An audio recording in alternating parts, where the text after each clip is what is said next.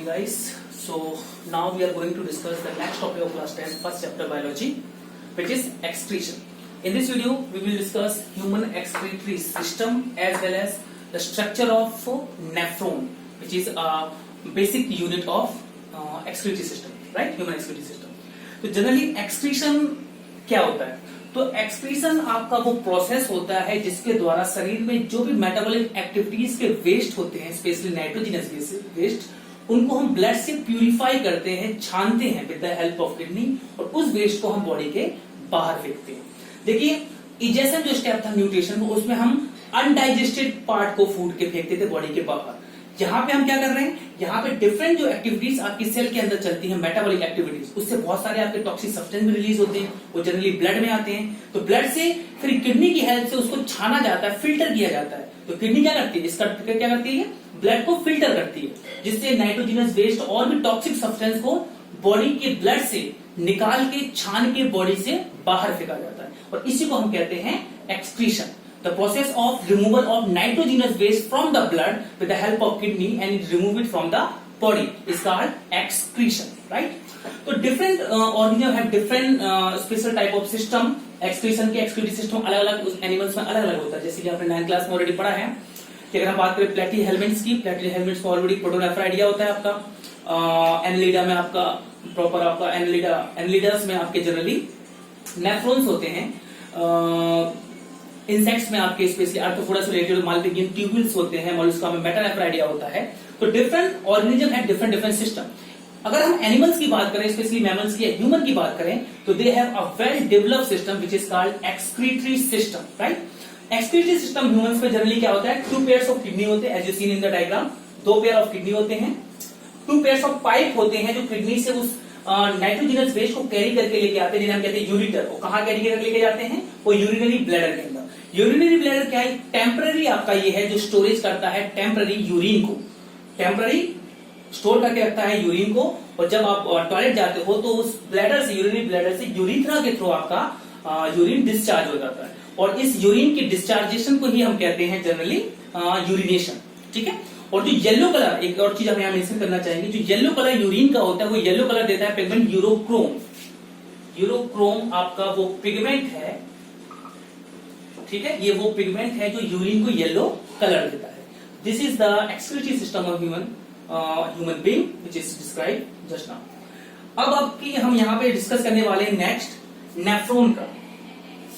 तो generally nephron क्या होता है, नेफ्रॉन क्या होता है, nephron basic structural functional unit है आपकी किडनी का. आप कह सकते हो कि millions of nephron together form a single kidney.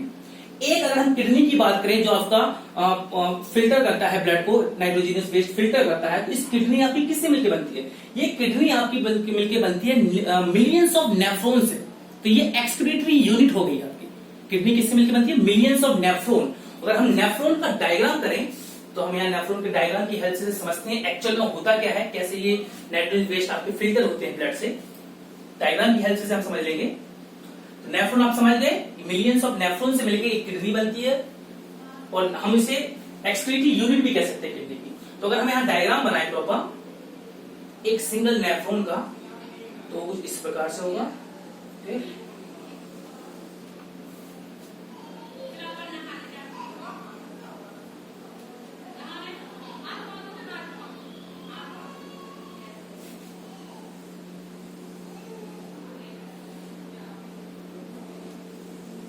Okay, this one थोड़ा समझने की कोशिश करते हैं. ये आपकी है आपकी रीनल आर्टरी, ठीक है. थोड़ा नेमिंग करते हैं हम, फिर से थोड़ा डिस्कस करते हैं डिटेल में.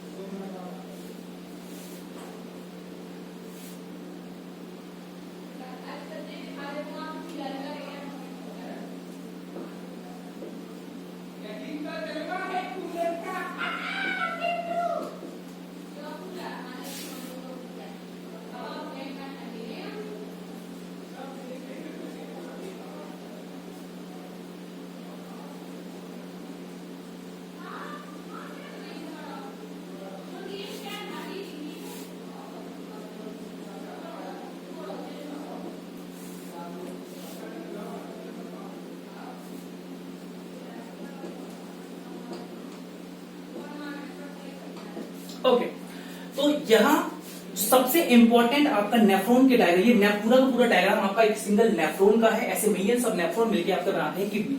अगर हम यहाँ नेफ्रॉन की बात करें तो ये जो सबसे इंपॉर्टेंट जो स्ट्रक्चर आपके नेफ्रॉन में काम करते हैं वो एक है आपका ग्लोमरुलस, जो आपका ये ट्रिफ्टिंग है, ये जो आपकी ये जारी लगातार ये जो ट्विस्ट हो रही है आपकी रीनल आर्टरी, इस पूरे पोर्शन को, अंदर के पोर्शन को आप कहते हैं ग्लोमरुलस। ठीक है, इस अंदर के पोर्शन को आप कहते हैं ग्लोमरुलस, ये वाले पोर्शन को, दिस पोर्शन इज कॉल्ड ग्लोमरुलस।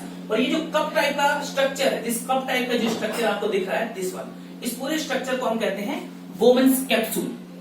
ठीक है, इसको हम कहते हैं वोमेन्स कैप्सूल। फिर यहाँ पे जो रीनल आर्टरी ट्विस्ट होकर जब बाहर आती है आपकी, तो ये जो आपको तिरछा सा आपको दिख रहा है, टेढ़ा मेढ़ा, यहाँ इस कंप्लीट पोर्शन को यहां से लेके यहां तक को हम कहते हैं पीसीटी। पीसीटी का मतलब होता है प्रॉक्सिमल कन्वोल्यूटेड ट्यूबुल। ये आपके में नहीं है, थोड़ा हायर क्लासेस आपको पढ़ोगे इसे पीसीटी। और यहां से जब एंड हो गया आपका ये वाला जो यहां ट्विस्ट होता है, इतना पोर्शन, इस कंप्लीट पोर्शन को आप कहते हो डीसीटी, मतलब डिस्टल कन्वोल्यूटेड ट्यूबुल। और आपका ये जो यू शेप का बन रहा है यहाँ पे, ये इतना यू शेप का जो स्ट्रक्चर है, this U shape structure is called Henle loop, right, Henle loop. अब इसे हम समझते हैं एक्चुअली में होता क्या। देखिए, रीनल आर्टरी आपकी वो आर्टरी है जो आपकी कह लो कि टॉक्सिक सब्सटेंस वाला ब्लड, मतलब डर्टी ब्लड, टॉक्सिक सब्सटेंस वाला ब्लड मतलब डर्टी ब्लड आपका रीनल आर्टरी के थ्रू आता है। इसके अंदर यहाँ ग्लोमरुलस है, ठीक है, ग्लोमरुलस के जस्ट नीचे होता है इसका वोमेन कैप्सूल। तो यहाँ ग्लोमरुलस में क्या होता है, ग्लोमरुलस में जितना भी आपका टॉक्सिक सब्सटेंस है वो सारा का सारा वोमेन कैप्सूल के अंदर आ जाता है, सिंपल डिफ्यूजन प्रोसेस के थ्रू। ग्लोमरुलस के अंदर जितना भी डर्टी पार्ट है, नाइट्रोजनस वेस्ट है, वो पूरा का पूरा डिफ्यूजन प्रोसेस के थ्रू किसके अंदर आ जाता है, वोमेन्स कैप्सूल में। वोमेन कैप्सूल इस डर्टी ब्लड को आपका कैरी करके लेके जाता है।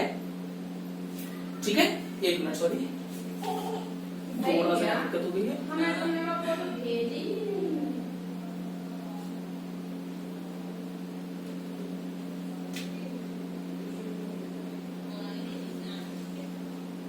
ओके, तो अब ये जो वोमेन्स कैप्सूल में डर्टी ब्लड आ गया है आपका, ये यूट्यूब से होते हुए यहाँ डीसीटी से होते हुए कहां पहुंच जाता है, कलेक्टिंग डक्ट में। और कलेक्टिंग डक्ट से वो पूरा का पूरा आपका जो डर्ट है, नाइट्रोजनस वेस्ट है, आपकी यूरिटर्स से होते हुए, जो पिछला डायग्राम है, यूरिटर से होते हैं आपका यूरिनरी ब्लैडर में, यूरिनरी ब्लैडर से यूरिटर से बाहर।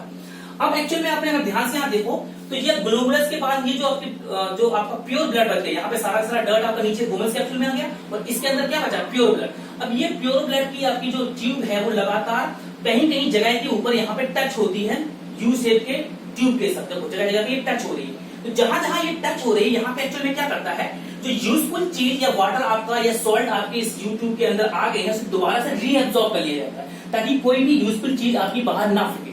तो जो भी यूजफुल चीज सॉल्ट हो सकता है, आपका वाटर हो सकता है, एक्सेस ऑफ वाटर हो सकता है, कुछ इंपॉर्टेंट और मॉलिक्यूल हो सकते हैं, वो उस यू ट्यूब से इसके अंदर दोबारा से रीअब्सॉर्ब कर ले जाते हैं। जहां पे ये टच हो रही है, जहां पे ये टच हो रही है वहां पे क्या करता है, जरूरी चीजों को दोबारा से रीअब्सॉर्ब कर लिया जाता है। और जो आपका ये प्योर ब्लड बचा, फिर अब उसके बाद ये जो प्योर ब्लड है आपका रीनल वीन के थ्रू दोबारा से बॉडी के अंदर सप्लाई कर दिया जाता है। तो इस प्रकार से आपकी फिल्ट्रेशन क्या क्लीन होता है आपका ब्लड थ्रू। और नेफ्रो जो कि बेसिक यूनिट है, ऐसे मिलियंस ऑफ नेफ्रॉन से मिलकर एक अंदर किडनी बनती है। तो ये प्रोसीजर था आपका सिस्टम का। तो यहाँ पे आपके दो टॉपिक खत्म है। Thank you.